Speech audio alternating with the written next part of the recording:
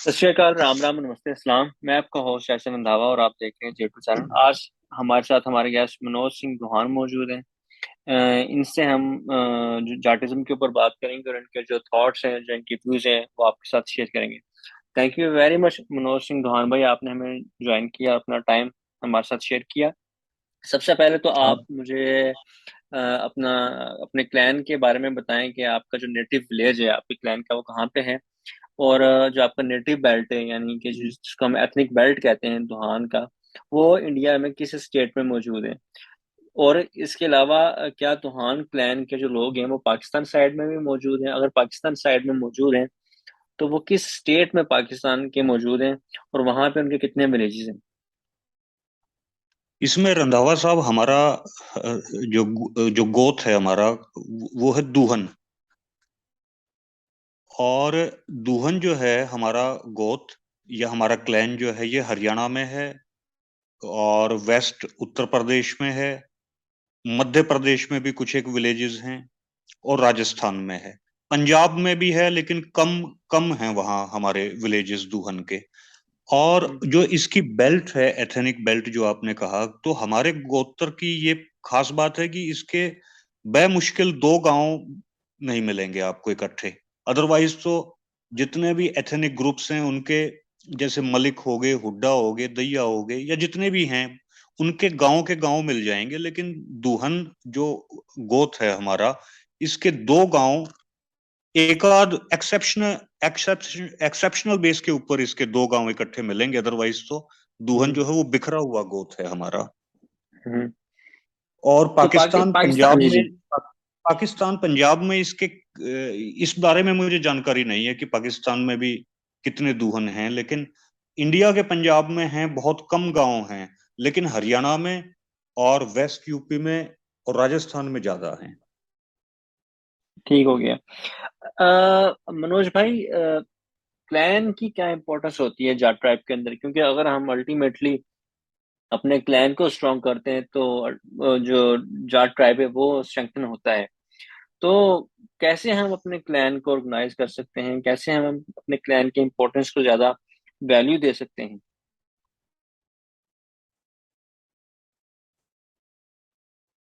ये क्लैन जो है वो बहुत ज्यादा जरूरी है।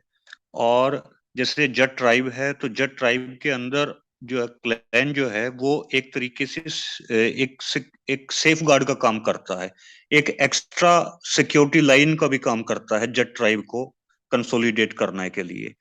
तो उसकी वजह यह है कि अगर क्लैन खत्म हो जाएंगे तो जट ट्राइब भी खत्म हो जाएगी। तो इस वजह से, अच्छा, फिर सेकंड ये है कि जट ट्राइब के अंदर अगर हम लोग मोबिलाइजेशन लाना चाह रहे हैं, ज्यादा मोबिलाइज हो हमारी कम्युनिटी, ज्यादा हमारी कम्युनिटी तरक्की करे, तो उसमें क्या है कि जो हमारा क्लैन है वो हमारे से सबसे ज्यादा नजदीक है हमसे। माने उसके साथ हमारी एफिनिटी जो है वो हर एक क्लैन की एफिनिटी जो है हर एक बंदे से ज्यादा होती है। तो ये भी इसकी वजह है। फर्ज करो कोई बाजवा है तो बाजवा अपने क्लैन से ज्यादा मोहब्बत करेगा। कोई दुल्हन है वो अपने क्लैन से, अपने गोद से ज्यादा मोहब्बत करेगा। कोई रंधावा है वो अपने क्लैन से ज्यादा मोहब्बत करेगा। तो ज- और ये एफिनिटी बहुत नेचुरल एफिनिटी है। तो जिस वजह से अगर हम लोग सोशल मोबिलाइजेशन चाहते हैं, अगर हम अपनी कम्युनिटी का भला करना चाहते हैं, तो क्लैन के थ्रू भी हम अपनी कम्युनिटी का भला कर सकते हैं, अपनी कम्युनिटी का फायदा कर सकते हैं। तो जिस वजह से ये एक नेचुरल फिनोमिना है क्लैन। तो हमें क्लैन का बहुत ज्यादा इम्पोर्टेंस है। और क्लैन के थ्रू हम लोग अपनी कम्युनिटी का अगर फायदा करेंगे तो ये और भी ज्यादा एक तरीका बनेगा अपनी कम्युनिटी का, अपने जट ट्राइब का फायदा करने का। मनोज भाई, एक बड़ा डिफरेंट सा फेनोमेना देखा गया है कि मैं मतलब, अगर आप हरियाणा में देखें, पंजाब में भी देखें, और पाकिस्तान साइड के ऊपर भी मैं जब लोगों से बात करता हूँ, इंटेलेक्चुअल लोगों से भी मेरी बात होती है, तो वो यही कह वो कास्ट और क्लैन को मिक्सअप कर जाते हैं। कास्ट बेसिकली जो कि एक सोशल डिस्क्रिमिनेट करता है क्लासेस को सोसाइटी के अंदर, और जो क्लैन है वो बेसिकली आपके एंसेस्टर्स की एथनिक आइडेंटिटी को शो करता है। तो गोत में और क्लास में बहुत ज्यादा फर्क है। क्या इसके बारे में लोगों को अवेयरनेस है, या लोग इसके बारे में जानते हैं, या ये दोनों टर्म्स मिक्स कर देते हैं? देखिए, मैं ऐसा मानता हूं कि कास्ट जो है वो भी सोशल डिस्क्रिमिनेशन नहीं करती। ये अपना अपना नजरिया हो जाता है लोगों का, और अपने अपने वेस्टेड इंटरेस्ट हो जाते हैं कि वो कास्ट को भी एक टूल मानते हैं सोशल डिस्क्रिमिनेशन का। अदरवाइज तो वीटी राजशेखर हैं, इंडिया में बेंगलुरु से हैं वो। तो उन्होंने किताब लिखी है, caste a nation within the nation. जाति राष्ट्र के भीतर एक राष्ट्र, एक caste a nation within the nation, माने कास्ट जो है वो नेशन के अंदर एक नेशन की तरह काम करती है। तो कास्ट भी बदनाम कास्ट को ज्यादा कर दिया गया है, और कास्ट को इसलिए बदनाम कर दिया गया क्योंकि जिन्हें आज कास्ट कहा जाता है, बेसिकली ये कास्ट नहीं है, बेसिकली ये ट्राइब्स हैं। और लास्ट सेंचुरी में ब्रिटिशर्स ने इनको जिन ट्राइब्स को हिंदुइज्म के फोल्ड में वो ले आए, चाहे सेंसस के थ्रू हो, या लास्ट सेंचुरी में जो ट्राइब्स हिंदुइज्म के फोल्ड में आ गई, वो ट्राइब्स ना होके वो कास्ट बन गई। और जिस वजह से वो वर्ना सिस्टम में आ गई, ब्राह्मण क्षत्रिय वैश्य शूद्राज। और उसके बाद जो अम्बेडकरिज्म की जो थीसिस इंडिया में चली, उसमें इन्होंने अम्बेडकरिस्ट जो मूवमेंट है, इन्होंने, क्योंकि इनकी जो कास्ट कास्ट थी अम्बेडकराइट्स की, वो सबसे नीचे वाले दर्जे में थी, माने वो सोसाइटी के आउटकास्ट माने गए। और उस इनसिक्योरिटी में, उस इंफीरियरिटी में इन्होंने जो है पूरी कास्ट को जो है डिस्कार्ड कर दिया, जो अम्बेडकराइट मूवमेंट चली इंडिया के अंदर। अदरवाइज मैं ऐसा मानता हूं कि इंडिया में जो कास्ट है ये बेसिकली ट्राइब्स है। और हम, और ट्राइब्स को पूरे वर्ल्ड में यूएनओ भी ट्राइब्स को जो है वो मान्यता देता है, ट्राइब्स को ऑथराइज्ड करता है अपनी ट्राइबल परंपराओं को, अपनी ट्राइबल लाइनेज को प्रिजर्व करने के लिए। यूएनओ ने भी कानून बना रखे हैं, यूएनओ ने भी लॉज एक्ट्स बना रखे हैं। तो कास्ट भी जो है वो सोशल डिस्क्रिमिनेशन का जो है, मैं इस थीसिस को नहीं मानता। मैं ऐसा मानता हूं कि कास्ट के थ्रू भी, कास्ट मींस बेसिकली जो ट्राइब्स हैं उनके थ्रू भी सोसाइटी के अंदर एक पॉजिटिव मोबिलाइजेशन हो सकती है। और हिस्ट्री है, ये हुई भी है हिस्ट्री में। जैसे 1947 से पहले जो यूनियनिस्ट पार्टी की गवर्नमेंट थी पंजाब में, उस यूनियनिस्ट पार्टी की गवर्नमेंट में सर छोटू राम जी ने जट ट्राइब को, पूरे पंजाब की जट ट्राइब को इकट्ठा किया था। तो वो एक पॉजिटिव मोबिलाइजेशन थी, और उस मोबिलाइजेशन की वजह से जो फंडामेंटलिस्ट फोर्सेस थी पंजाब की, जो धर्म के आधार पर पंजाब पंजाब को तोड़ना चाह रही थी या पंजाबियत को कमजोर करना चाह रही थी, उनके ऊपर भी चेक किया था सर छोटू राम जी ने ट्राइब्स के थ्रू। इसी तरीके से इंडिया के अंदर हम लोग देखेंगे तो बिहार में लालू प्रसाद यादव की जब गवर्नमेंट आई, तो उन्होंने भी अपनी मुस्लिम मुस्लिम मुस्लिम्स को और यादव यादव कम्युनिटी को, इनको आपस में मिलाया, और एम वाई फार्मूला बना। जिस एम वाई मुस्लिम यादव फार्मूला, जिस एम वाई फार्मूले के दम पर लालू प्रसाद यादव ने बिहार में 15 साल हुकूमत की, और फंडामेंटलिस्ट सांप्रदायिक कम्युनल फोर्सेस को इन्होंने खुदे लाइन लगाए रखा। इसी तरीके से पंजाब उत्तर प्रदेश में मुलायम सिंह यादव ने भी मुस्लिम यादव फार्मूले से, फिनोमिना से, एम वाई फिनोमिना से, इस गठजोड़ से जो है वो सांप्रदायिक शक्तियों को खुदे लाइन लगाए रखा था। तो मैं ऐसा मानता हूं कि कास्ट जो है उसका भी इस्तेमाल किया जा सकता है फंडामेंटलिस्ट रिलीजियस फोर्सेस को काउंटर करने के लिए। तो कास्ट भी सोशल डिस्क्रिमिनेशन का माध्यम नहीं है, उसका भी पॉजिटिव जो है यूज हो सकता है। और क्लैन को आप कैसे देखते हैं? जो क्लैन, दूसरी टर्म मैंने कही क्लैन, उसको आप कैसे देखते हैं? क्लैन तो आप ये समझ लीजिए सब कास्ट है। क्लैन जो है वो क्लैन से मिलकर ही कास्ट का एक पूरा स्ट्रक्चर बनता है। माने क्लैन जो है वो ईंट की तरह काम करती है, और बिल्डिंग जो बनती है वो पूरी कास्ट बनती है, या पूरा ट्राइब जो है वो पूरी एक बिल्डिंग बनती है उससे। क्लैन से ही मतलब पूरी बिल्डिंग बनती है।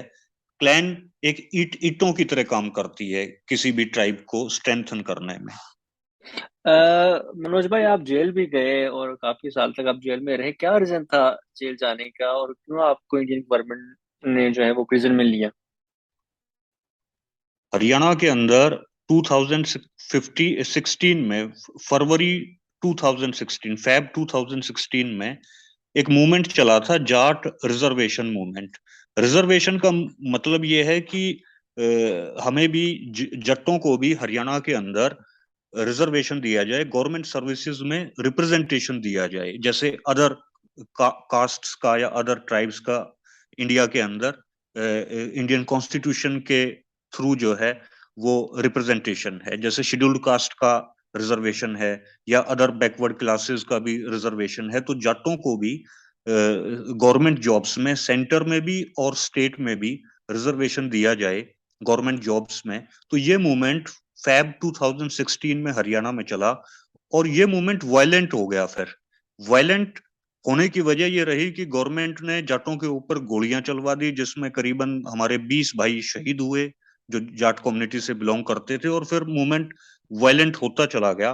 तो इस पूरी मूवमेंट की जिम्मेदारी गवर्नमेंट ने मेरे ऊपर ये दे दी कि भाई इसी मनोज की वजह से ही ये मूवमेंट वायलेंट हुआ है, और मुझे इन्होंने जेल में डाल दिया। 7 केसेस मेरे ऊपर इन्होंने फॉल्सली इम्प्लीकेट किए, और मैं 3 साल 9 महीने जेल में रहा। अभी भी मेरे ऊपर केसेस चल रहे हैं सीबीआई में, सेंट्रल ब्यूरो ऑफ इन्वेस्टिगेशन, जो एक हायर एजेंसी है इन्वेस्टिगेशन करने की। तो वहां मेरी सीबीआई अदालत में, पंचकुला में, मेरे ऊपर मुकदमे ये चल रहे हैं। तो हमने अपनी कम्युनिटी की लड़ाई लड़ी, और अपनी कम्युनिटी की लड़ाई में हमारे ऊपर झूठे केसेस लगा के गवर्नमेंट ने, क्योंकि जो ये लोग नहीं चाहते कि भाई कास्ट, जो ट्राइबल फिनोमिना है वो उभरे। ये तो यही चाहते हैं कि भाई इस देश के अंदर केवल रिलीजियस फिनोमिना ही उभरे, लोग केवल रिलीजन की बातें करें, अपनी ट्राइब्स की बात ना करें। तो ये मेरे ऊपर इन्होंने केसेस लगा के मुझे जेल में डाल दिया था। आप चाहते थे कि जो जाट है वो स्केड्यूल कास्ट में आए, रिजर्वेशन में आए, या आप नहीं चाहते थे? एक्चुअल स्टोरी क्या थी? नहीं, शेड्यूल्ड कास्ट में तो नहीं जाट आएंगे, लेकिन एक other other other backward classes का एक अलग कॉन्स्टिट्यूशन, इंडियन कॉन्स्टिट्यूशन में एक सेक्शन है जिसमें हम चाह रहे थे कि जाट आए। क्योंकि जो जाटों जैसी जो अदर ट्राइब्स हैं, जैसे गुज्जर हैं या जैसे यादव हैं, तो ये भी जो है इसमें है, अदर बैकवर्ड क्लासेस में हैं। तो हम लोग यही चाह रहे थे कि भाई हमारे जैसी जो अदर ट्राइब्स हैं वो भी अदर बैकवर्ड क्लासेस में हैं, तो हमें भी इसमें शामिल किया जाना चाहिए। तो हम लोग अदर बैकवर्ड क्लासेस के लिए अपना अधिकार मांग रहे थे, और ये हमारा आज भी अधिकार है। इस लड़ाई, इस बात के ऊपर हम आज भी खड़े हैं कि जाटों को रिजर्वेशन होना चाहिए। मनोज भाई, जो नेशनलिज्म लिंग्विस्टिक बेस के ऊपर होता है, आप उसको कैसे देखते हैं? जैसे फॉर एग्जांपल, पंजाबी को एक अलग नेशन कह दिया गया, हरियाणा को हरियाणा की लैंग्वेज के ऊपर अलग एक नेशन कह दिया गया, इसी तरह राजस्थान में है, इसी तरह डिफरेंट स्टेट्स के अंदर है। तो ये जो लैंग्वेज नेशनलिज्म है, या लिंग्विस्टिक नेशनलिज्म आप इसे कह लें, या रिलीजियस नेशनलिज्म आप जिसे कह लें, जिस पे आप अपनी कौम खड़ी कर देते हैं कि ये मुस्लिम नेशन है, ये हिंदू नेशन है, ये सिख नेशन है, इसको आप कैसे देखते हैं? कि आपको नहीं लगता कि ये जो इस तरह के नेशनलिज्म है बेसिकली आपकी ट्राइबल या आपकी एथनिक आइडेंटिटीज को खत्म करते हैं, या ये डिमोलिश करने की कोशिश करते हैं? नहीं भाई साहब, लिंग्विस्टिक नेशनलिज्म को मैं ऐसा नहीं मानता कि वो हमारी ट्राइब्स को कमजोर करते हैं। मेरी अपनी राय ये है कि लिंग्विस्टिक नेशनलिज्म भी कोई बुरी बात नहीं है, और वो भी होना चाहिए, लिंग्विस्टिक नेशनलिज्म भी। क्योंकि अदरवाइज होगा क्या कि ये लिंग्विस्टिक नेशनलिज्म पर अगर हम लोग ध्यान नहीं देंगे, तो ये हम पर अपनी लैंग्वेजेस थोप देंगे, जैसे हम पर उर्दू थोप देंगे या हम पर हिंदी थोप देंगे। तो लिंग्विस्टिक नेशनलिज्म को दरकिनार करने का मतलब ये होगा कि हम लोग सेंट्रल फोर्सेस की एक सेंट्रल लैंग्वेज को एक्सेप्टेंस दे रहे हैं। तो उससे भी हमारा कल्चर जो है वो कमजोर होगा। अगर हमने लिंग्विस्टिक नेशनलिज्म को साइड में कर दिया तो वो वैक्यूम जो क्रिएट होगा, उस वैक्यूम में हिंदी या उर्दू आ जाएगी, जिसकी वजह से हमारी लोकल लैंग्वेजेस जो है वो खत्म हो जाएंगी, उनका नुकसान होगा। अच्छा, एक जो मैं आपसे अभी क्वेश्चन पूछने वाला हूँ ये पर्सनल है, लेकिन एज अ न्यूट्रल मैं आपसे ये क्वेश्चन पूछ रहा हूँ कि आपने सिखिज्म को अडॉप्ट किया। अगर देखा जाए जो लॉर्ड है या जिसको आप राम कह लें, खुदा कह लें, अल्लाह कह लें, रब कह लें, जो भी उसको कह लें, अगर तो उसका मैसेज सब धर्म में एक जैसा ही है, यानी कि सब धर्म एक ही लॉर्ड की बात करते हैं, तो फिर तो हम किसी धर्म को भी अडॉप्ट करके उसका मैसेज लोगों तक दे सकते हैं, हमें कोई धर्म चेंज करने की जरूरत नहीं। और अगर ऐसा नहीं है, अगर धर्म जो है ये सारे बराबर नहीं है, और आप एक धर्म को छोड़ के दूसरे धर्म को ज्वाइन करते हैं, तो इसका मतलब यह है कि आपने उस धर्म के आइडियोलॉजी को एक्सेप्ट किया और आपको उस धर्म की आइडियोलॉजी अच्छी लगी, तो आपने इंटेंशनली या अनइंटेंशनली उस धर्म को वैल्यू दी। और जो धर्म आपने छोड़ा, आपको वहां उस धर्म की आइडियोलॉजी अच्छी नहीं लगी। तो बीइंग अ जाट, वह जाट जो थे अर्ली वैदिक पीरियड के अंदर नेचर बेस्ड ऑब्जर्वेशन करते थे, यानी कुदरत के जो कानून थे या जो नेचर के लॉज थे उसके ऊपर बिलीव करते थे और बड़े रैशनली चीजों को देखते थे। वो किसी धर्म को वैल्यू नहीं देते थे, बल्कि वो अपने एंसेस्टर्स को, या जिसको आप फोक रिलीजन कहते हैं, उसको वैल्यू देते थे, ताकि जो उनका सेंटर ऑफ यूनिवर्स है वो उन्हीं के एंसेस्टर्स के अराउंड घूमता रहे, और वो जो दूसरे धर्म थे, नॉन जाट धर्म, वो आके उस चीज के ऊपर कैप्चर ना कर लें, या बाहर के धर्म उनके ऊपर आके जो है हावी ना हो जाए। तो आपने धर्म क्यों चेंज किया, क्या रीजन था धर्म चेंज करने का? भाई साहब, आज क्या है कि जो हिंदुइज्म है, जिसको हिंदुइज्म कहा जाता है, ये हिंदुइज्म हमारी कम्युनिटी की ये जो वैल्यूज हैं उनको एसिमिलेट करता जा रहा है। और अगर हिंदुइज्म की इस कॉन्स्पिरेसी को हम लोग नहीं समझेंगे तो जाट कम्युनिटी जो है उसका बड़ा भारी नुकसान होगा। क्योंकि ये हमें वो देवता हमारे ऊपर थोप रहे हैं हिंदुइज्म के नाम पर, जिन देवताओं का हमारे से कोई वास्ता नहीं रहा। जैसे ये हम पर शनि महाराज या साईं बाबा, इस तरीके के जो डिटीज जो हमारे ऊपर थोपे जा रहे हैं, वो हमारे ट्राइबल देवता नहीं है, वो हमारे ट्राइबल जो है हमारे डिटीज नहीं है। तो हिंदुइज्म के नाम पर ये हमारे ऊपर बंगाल का, कहीं महाराष्ट्र का, अदर अदर स्टेट्स का या साउथ ईस्ट एशिया का हमारे ऊपर कल्चर थोप रहे हैं। जैसे अब जो हिंदू जाट हैं वो कावड़ लेने के लिए जाते हैं। अब जो कावड़ की जो परंपरा है वो हमारी परंपरा है ही नहीं, वो South East Asia, Thailand, Indonesia, Cambodia, इन कंट्रीज की परंपरा है, जिसको हिंदुइज्म के नाम पर जो जो ब्राह्मणिकल जो पावर्स हैं इंडिया के अंदर, चाहे आरएसएस हो चाहे बीजेपी हो, वो हमारे ऊपर ये हिंदुइज्म के नाम पर जो है साउथ ईस्ट एशिया का, थाईलैंड का देवताओं को हम पर थोप रहे हैं। तो एक तो वजह यह है कि हमको इनसे अलग होना पड़ेगा। अगर हम इनसे अलग नहीं हुए तो फिर हमारी जो ट्राइबल परंपराएं हैं वो खत्म हो जाएंगी। सेकंड ये है कि हमें किसी न किसी रिलीजन की जरूरत समाज में रहती है हर एक आदमी को, क्योंकि पूरे सोसाइटी को हम लोग एथिस्ट नहीं बना सकते, पूरे समाज को हम लोग नास्तिक नहीं बना सकते। समाज को रिलीजन की जरूरत रहती ही रहती है। तो अब उसमें हमको देखना यह पड़ेगा कि कौन सा रिलीजन है जो हमारे ट्राइबल इंस्टिंक्ट्स के नजदीक है। तो मुझे ये फील हुआ कि सिक्खी जो है वो हमारे ट्राइबल इंस्टिंक्ट्स के नजदीक है, क्योंकि सिक्खी में एक तो पगड़ी है, जो सिर के ऊपर दस्तार बांधते हैं, वो हमारे जितने भी एंसेस्टर्स थे वो सिर के ऊपर पगड़ी बांधते थे। उस चीज को सिक्खी में जो है सैंक्शन कर दिया गया है कि जो सिख होगा वो सिर पे पगड़ी बांधेगा। मूछ दाढ़ी भी हमारे पूर्वज रखते थे, बियर्ड रखते थे, मूछ दाढ़ी रखते थे। तो सिक्खी में भी उस चीज को रिलीजियस सैंक्शनड उस चीज को कर दिया गया है कि मूछ दाढ़ी रखेंगे। हथियार हमारे पूर्वज रखते थे, तो सिक्खी में भी कृपान रखना ये अलाउड है। और फिर सिक्खी ने श्री गुरु ग्रंथ साहिब के अंदर धन्ना भगत की बाणी है। धन्ना भगत जी जो थे वो राजस्थान के एक सेंट थे, भगत थे, और वो जाट ट्राइब से बिलोंग करते थे।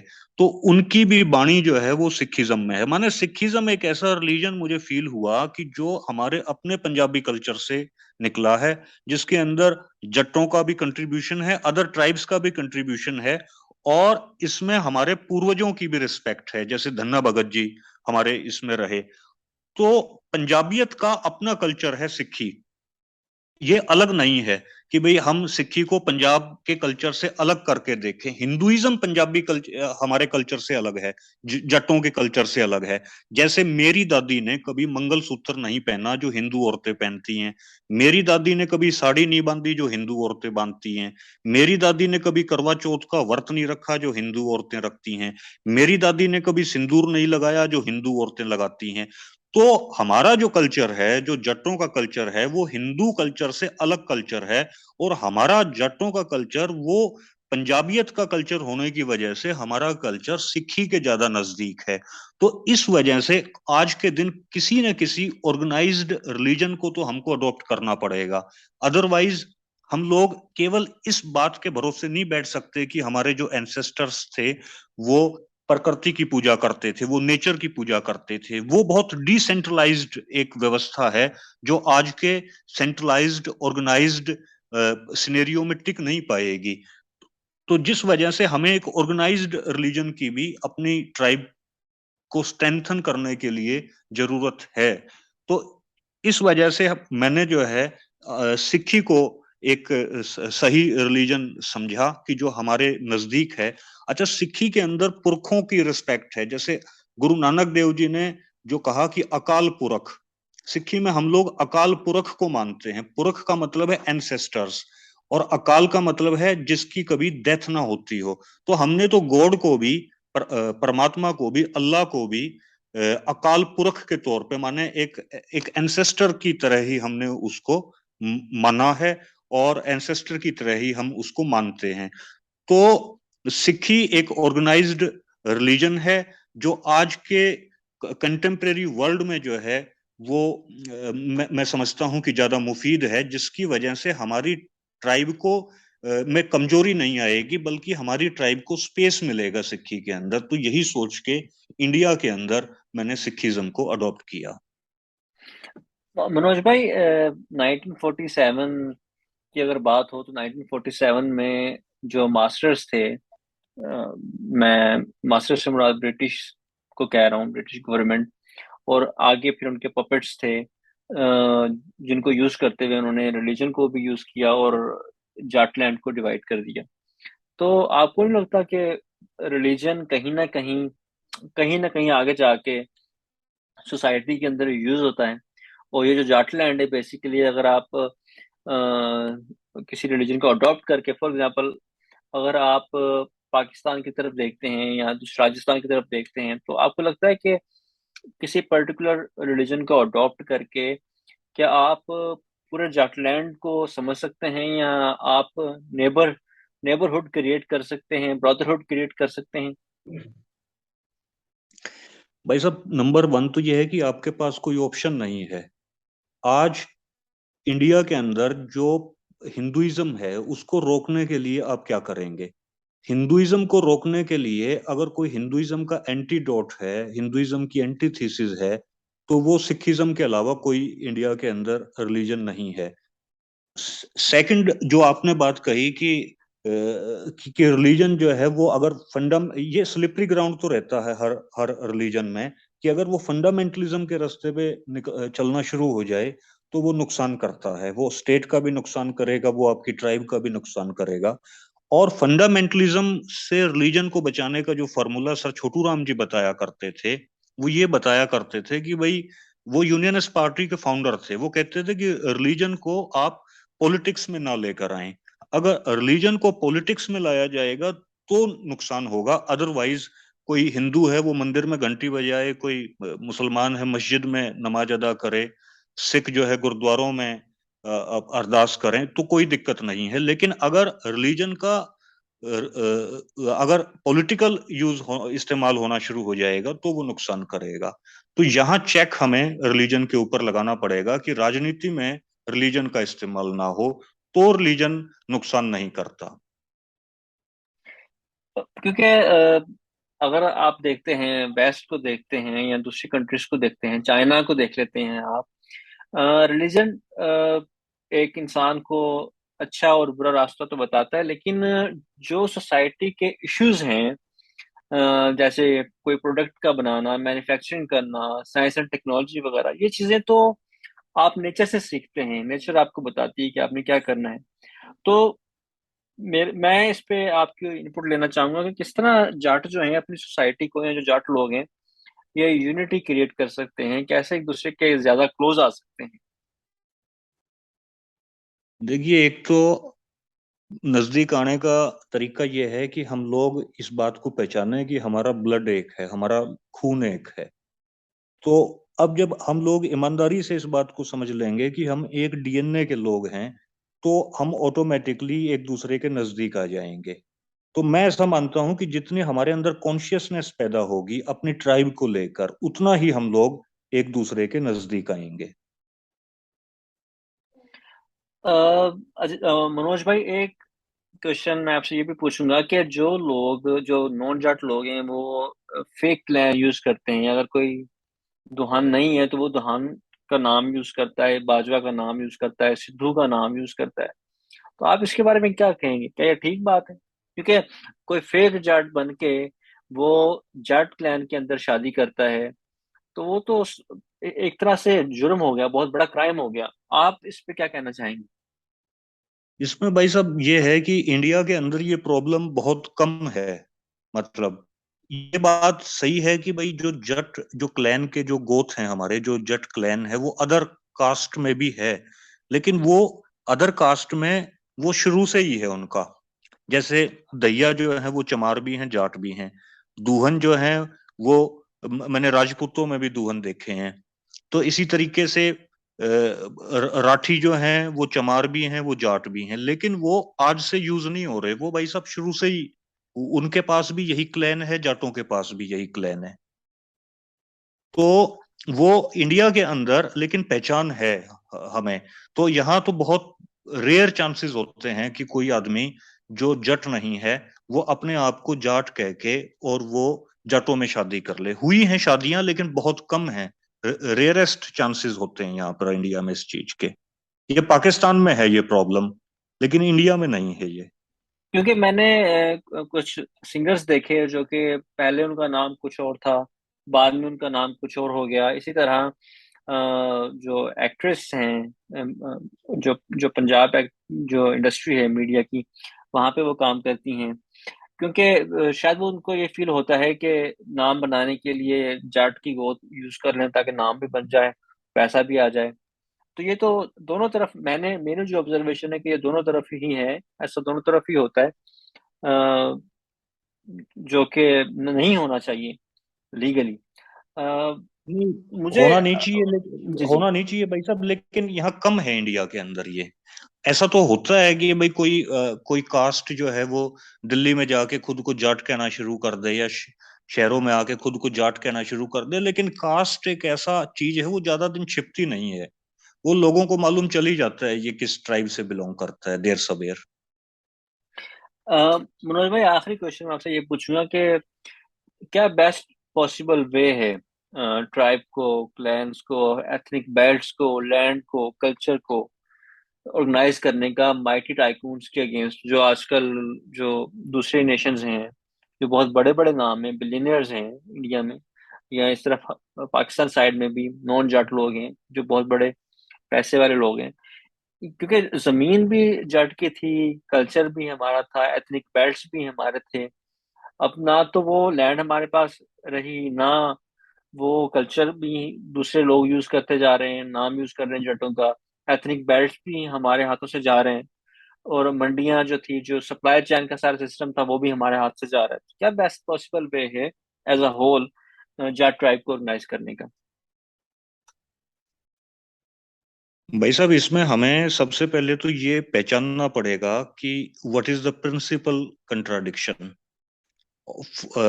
For our tribe.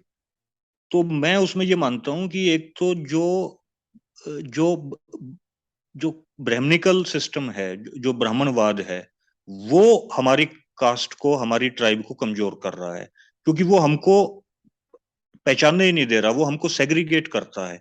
जैसे इंडिया के अंदर कोई जाट अब हिंदुइस्ट फोल्ड में आ गया तो वो सोचेगा कि मुसलमान तो जाट होते ही नहीं है। और इसी तरीके से अब किसान मूवमेंट चला, तो किसान मूवमेंट के अंदर दिल्ली में ये सिखों को समझ में आया कि भाई जो जट ट्राइब है वो पंजाब से बाहर भी, हरियाणा में भी है, वो वेस्ट यूपी में भी है, वो पाकिस्तान में भी है। तो वो उनको भी समझ में बहुत लेट आया। इसी तरीके से जो हो सकता है कि पाकिस्तान में जो जाट हों वो समझते हों कि जाट तो केवल मुसलमान ही होते हैं, वो सिखों में नहीं होते होंगे या हिंदुओं में नहीं होते होंगे जो जट ट्राइब है। तो एक तो हमको अपनी ट्राइब को ये समझना पड़ेगा कि हमारी एक यूनिवर्सल ट्राइब है, और वो ट्राइब हमारी पाकिस्तान में भी है, इंडिया में भी है, और उसका जो जो उसकी भौगोलिक स्थिति है उस वो बहुत एक विस्तृत, एक ग्लोबल हमारी ट्राइब है। तो एक तो हमको ये समझना होगा। दूसरा हमको ये समझना होगा कि भाई हमें लड़वा कौन रहा है। तो उसमें जो फंडामेंटलिस्ट फोर्सेस हैं, चाहे वो किसी भी रिलीजन की हों, वो हमें आपस में लड़वाती हैं, वो हमारी ट्राइब को कमजोर करती हैं। तो फंडामेंटलिज्म से हमको अपनी ट्राइब्स को बचाना पड़ेगा। और जहां तक बात है कॉरपोरेट की, कि आपने कहा कॉरपोरेट और जो फंडामेंटलिस्ट फोर्सेस हैं उनका नेक्सस बन चुका है, एक दूसरे की ये मदद करती हैं। चाहे वो मुल्लावाद हो, चाहे वो सिख फंडामेंटलिज्म हो, चाहे हिंदू फंडामेंटलिज्म हो, वो कॉरपोरेट के साथ उनका गठजोड़ है, उनका नेक्सस है। इस नेक्सस को कैसे तोड़ा जाए, ये नेक्सस हमारे ऑर्गेनाइजेशन से ही टूटेगा, अदरवाइज नहीं टूट सकता। तो इसमें हमें जट्टों को और हमारे जैसे जो अलाइज हैं, हमारे जो नेचुरल अलाइज हैं, उनको साथ लेकर हमें एक ऑर्गेनाइजेशन बनाना पड़ेगा। और वो ऑर्गेनाइजेशन पूरे साउथ एशिया को कवर करे, थ्रू आउट वर्ल्ड वो ऑर्गेनाइजेशन जो है काम करे। और उसमें जो आपका तरीका है कि हम अपने क्लैंस से होते हुए अपने ट्राइब को मजबूत करेंगे, ये तरीका भी आपका सही है, ये तरीका भी मुफीद है, इसमें भी कोई दो राय नहीं है। Thank you very much Manoj दोहान भाई, आपने टाइम दिया और अपने थॉट्स हमारे साथ शेयर किए। ये आपने बात बिल्कुल ठीक कही कि क्लैन की मजबूती बेसिकली ट्राइब की मजबूती है, डायरेक्टली या इनडायरेक्टली। और यही काम सोशल मीडिया के ऊपर मुदस्सिर बाजवा, मैं या ऐसे हम जैसे बहुत सारे लोग कर रहे हैं। और मुझे अभी मेरा इंटरेक्शन ऐसे लोगों के साथ भी हुआ है जो बड़े रैशनल माइंड के लोग हैं। So thank you very much. हम इसको कोशिश को आगे बढ़ाएंगे और कोशिश करते रहेंगे कि हम जो जाट है बेसिकली वो रैशनल माइंड का होता है, वो धर्म से नहीं होता। जाट से धर्म है, धर्म से जाट नहीं। So thank you very much Manoj धन भाई आपको। थैंक यू रंधावा साहब, thank you very much. Thank you.